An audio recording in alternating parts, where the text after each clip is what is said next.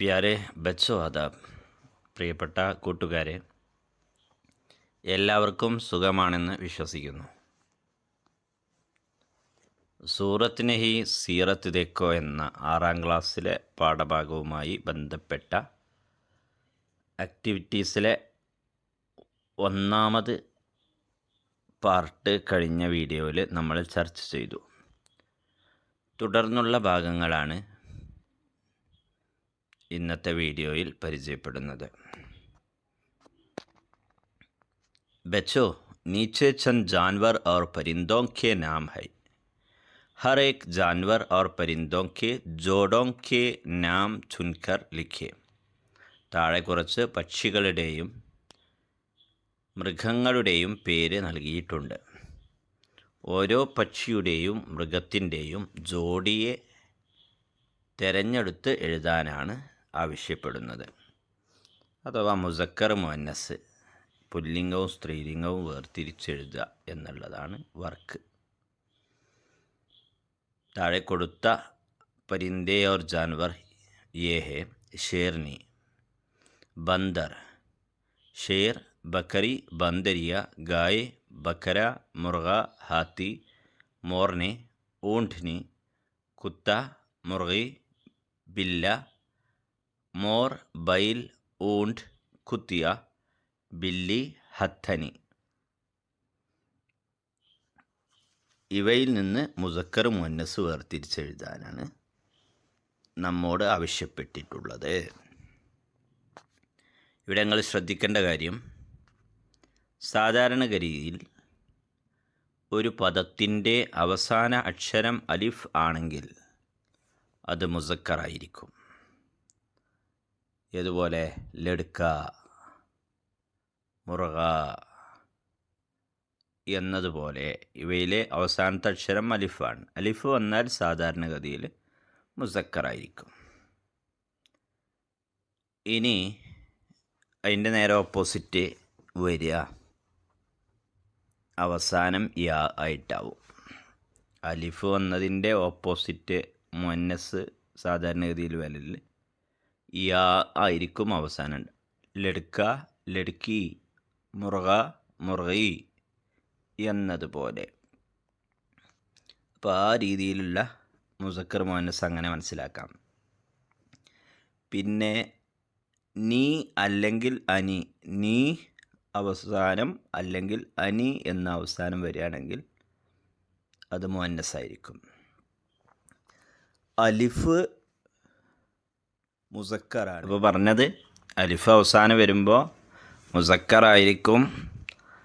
എന്നാൽ യാ എന്നതിലും അവസാനത്തെ അക്ഷരം അലിഫാണ്. പക്ഷേ യാ എന്ന് വന്നാൽ അത് മുഅന്നസ് ആയിരിക്കും. അപ്പോൾ ഈ രീതിയിൽ നമുക്ക് എന്ത് ചെയ്യാം, നമുക്ക് നോക്കാം. ഷേർനി എന്നുണ്ട്, അവസാനം നീ എന്നതാണ്. അപ്പോൾ ഏതായിരിക്കും? മുഅന്നസ് ആയിരിക്കും.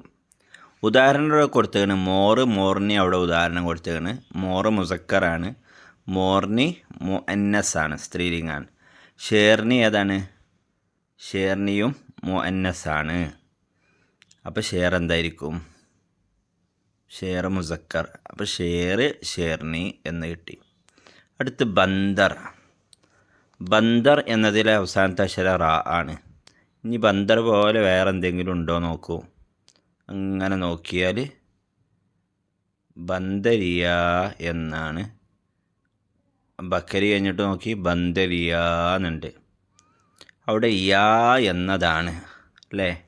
അപ്പോൾ യാ വന്നാൽ മുഅന്നസാണെന്ന് പറഞ്ഞു. അപ്പോൾ ബന്ദർ മുസക്കറാണ്, ബന്ദരിയ സ്ത്രീലിംഗമാണ്, ബക്കരി സ്ത്രീലിംഗമാണ്, അവസാനത്തെ അക്ഷര യാ ആണ്. അപ്പോൾ അതിൻ്റെ മുസക്കർ എന്തായിരിക്കും? ബക്കര, ബക്കരി. ഗായെ എന്നതുപോലെയുള്ള ഒന്ന് ആ കള്ളിയിൽ കാണാനില്ല. ഗായെ എന്നതിൽ അവസാനത്തെ അക്ഷരം യാ ആണ്, സ്ത്രീലിംഗാണ്.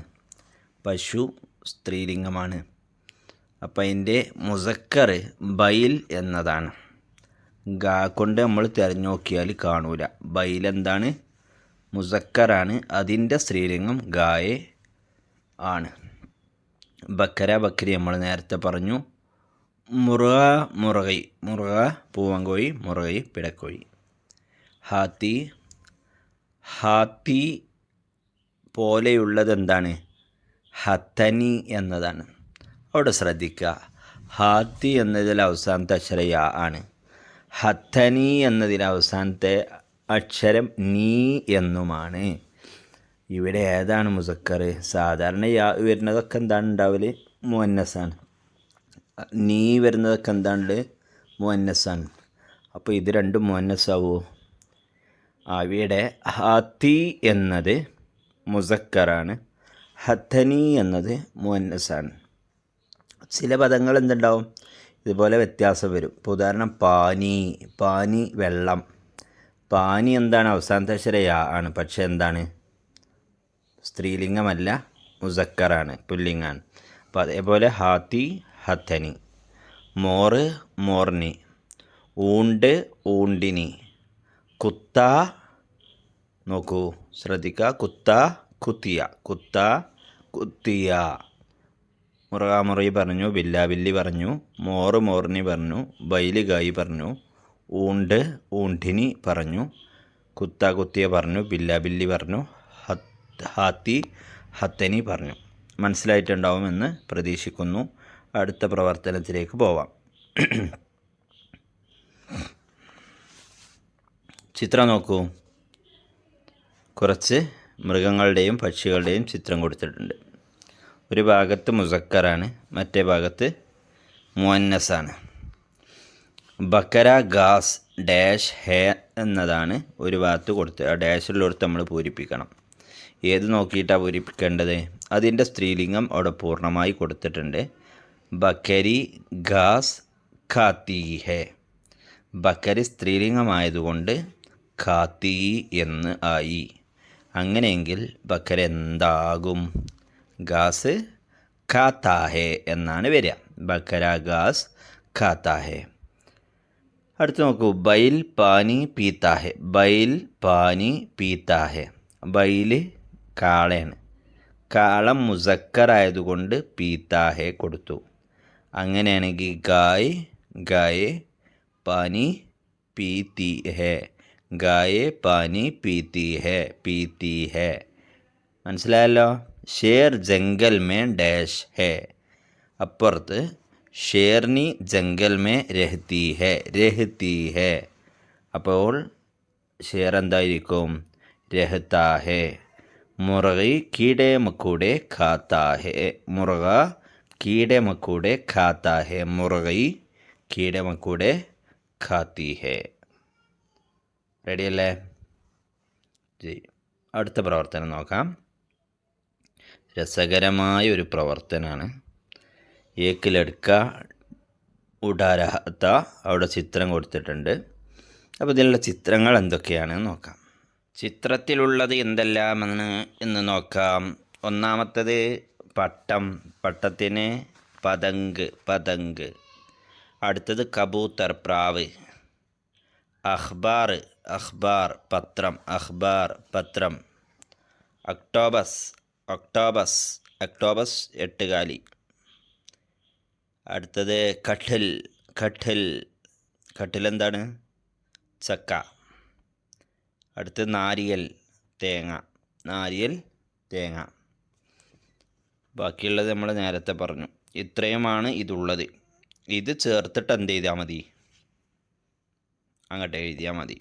പട്ടുള്ളടത്ത് പതങ്ക് എന്ന് എഴുതുക, പ്രാവുള്ളടത്ത് കബൂത്തർ എന്ന് എഴുതുക, ന്യൂസ് പേപ്പർ ഉള്ളടത്ത് അഖ്ബാർ എന്നെഴുതുക. അടുത്തതോ ഒക്ടോബസ്, എട്ടുകാലിക്ക് ഒക്ടോബസ്. കട്ടിൽ ചക്ക, നാരിയൽ തേങ്ങ. ഇതെഴുതിയാൽ അതങ്ങ് പൂർണ്ണമായി എഴുതുക. ഏക്ക് ലഡ്ക പതങ്ക് ഉഡാ രഹാ താ.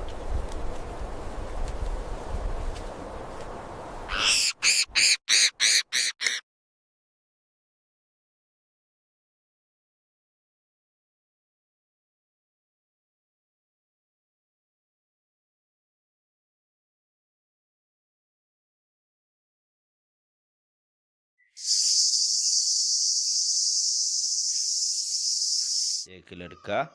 പദം കൂടാരഹത്ത. ഇതുപോലെ നിങ്ങളൊന്ന് എഴുതിക്കോളൂലേ. ഇതുപോലെ നിങ്ങൾ കഥ പൂർണ്ണമായിട്ട് എഴുതുക, ചിത്രത്തിൻ്റെ സഹായത്തോടു കൂടി. പിന്നെ ദീഗർ സർഗർമി ഇവിടെ കൊടുത്തിട്ടുണ്ട്.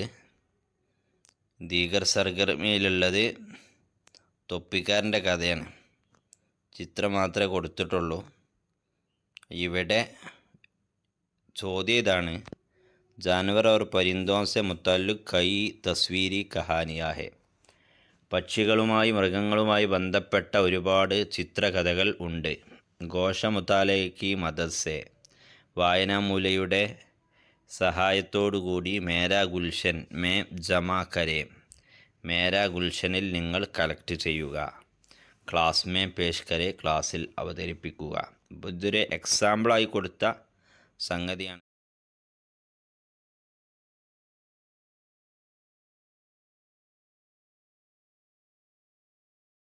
ഇതുപോലെ ഘോഷമുത്താലയിൽ തസ്വീരി കഹാനിയുടെ പുസ്തകം ഉണ്ടോ എന്ന് നോക്കുക. ഉണ്ടെങ്കിൽ അത് നിങ്ങളെ മേരാ ഗുൽഷൻ പുസ്തകത്തിൽ കളക്ട് ചെയ്തു വെക്കാനാണ് അവസാനത്തെ ഒരു അധിക പ്രവർത്തനമായി നൽകിയിട്ടുള്ളത്. ഈ പാഠഭാഗത്തിലെ പ്രവർത്തനങ്ങളൊക്കെ നിങ്ങൾക്ക് മനസ്സിലായി എന്ന് പ്രതീക്ഷിക്കുന്നു. ശുക്രിയ. ഖുദാ ഹാഫിസ്.